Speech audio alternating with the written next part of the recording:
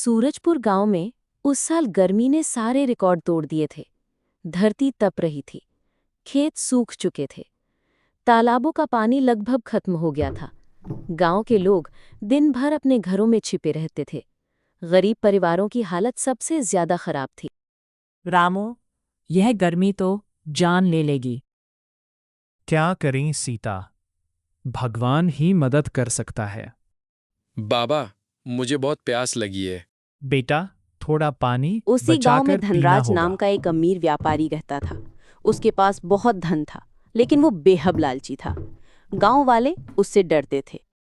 मुझे सिर्फ मुनाफा चाहिए। सेठ जी, गांव वाले बहुत परेशान हैं। मुझे उनसे क्या लेना लेना। जी सेठ जी। इन सिक्कों से मैं और अमीर बनूंगा। सावधानी से जाइए सेठ जी। मुझे किसी की सलाह की जरूरत नहीं। एक दिन धनराज अपने घोड़े पर सवार होकर शहर के लिए निकला। उसके साथ सोने के सिक्कों से भरी एक भारी थैली थी। दोपहर की तपती धूप में घोड़ा थक गया। धनराज एक बरगद के पेड़ के नीचे आराम करने लगा। थोड़ी देर बाद वो जल्दी में वहां से निकल गया, लेकिन उसकी सोने की थैली वहीं गिर गई। मुझे देर हो रही है। सेठ जी, सामान देख लीजिए। सब ठीक है, चलो। शहर पहुंचने के बाद धनराज ने अपनी थैली ढूंढी, लेकिन वो कहीं नहीं मिली। उसके चेहरे का रंग उड़ गया। अरे, मेरी थैली कहाँ गई? क्या हुआ सेठ जी?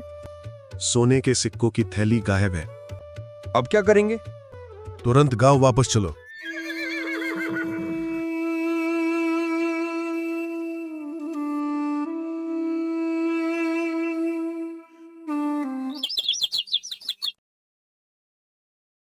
अगली सुबह सूरजपुर गांव में ढिंडोरा पिटवाया गया। गांव के लोग अपने अपने घरों से बाहर निकल आए। सभी जानना चाहते थे कि आखिर क्या बात है। सुनो सुनो सुनो, सेठ धनराज की सोने के सिक्कों से भरी थैली खो गई है। जो भी उस थैली को ढूंढ कर लौटाएगा, उसे 10 सोने के सिक्के इनाम में मिलेंगे। वाह, 10 सोने के सिक्के! लेकिन क्या सेठ सच में इनाम देगा? मुझे तो भरोसा नहीं है। जो भी थैली पाए सीधे सेठ जी के घर पहुंची। ढिंढोरा सुनने के बाद गांव के लोग चौपाल पर जमा हो गए। सभी के मन में अलग अलग विचार चल रहे थे। कुछ लोग इनाम के लालच में थे, तो कुछ को सेठ की नीयत पर शक था। अगर मुझे थैली मिल गई तो मैं जरूर लौटा दूंगा। और अगर सेठ ने इनाम ही न दिया तो? सेठ धनराज बहुत चालाक आदमी है। मैं तो उसकी बातों पर भरोसा नहीं करता। सही कहा। फिर भी कोशिश करने में क्या बुराई है। उधर रामू अपने घर में बैठा परिवार की चिंता कर रहा था। घर में खाने का सामान भी कम बचा था। गर्मी और गरीबी ने उसकी जिंदगी मुश्किल बना दी थी। रामू, घर में बस 2 दिन का अनाज बचा है। मुझे पता है। अब क्या होगा? मैं कल जंगल जाऊंगा।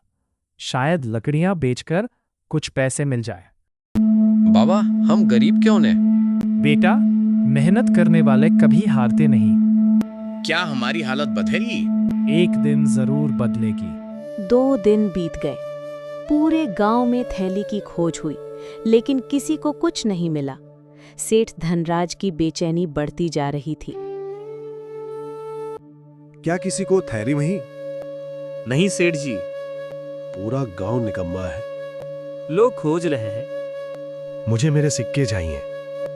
जी सेठ जी। तीसरे दिन सुबह रामू लकड़ियां काटने जंगल गया। सूरज धीरे धीरे ऊपर चढ़ रहा था। अचानक उसकी नजर झाड़ियों के बीच किसी चमकती हुई चीज पर पड़ी। यह क्या है?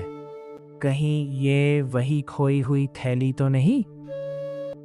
चलो खोलकर देखते हैं। हे भगवान, इतने सारे सोने के सिक्के! इन सिक्कों से मेरी सारी गरीबी दूर हो सकती है। लेकिन ये मेरा धन नहीं है। मुझे सही फैसला लेना होगा। सोने के सिक्कों से भरी थैली देखकर रामू के मन में कई विचार आने लगे। उसने अपने जीवन में कभी इतना धन नहीं देखा था। उसकी गरीबी, बेटे की जरूरतें और घर की परेशानियां उसकी आंखों के सामने घूमने लगी। अगर मैं ये धन रख लूं तो मेरी गरीबी खत्म हो जाएगी। लेकिन ये मेरा नहीं है। ईमानदारी सबसे बड़ा धन है। मुझे ये थैली उसके मालिक को लौटा देनी चाहिए। वीडियो पसंद आई हो तो लाइक करें, सब्सक्राइब करें और बेल आइकन दबाना ना भूलें।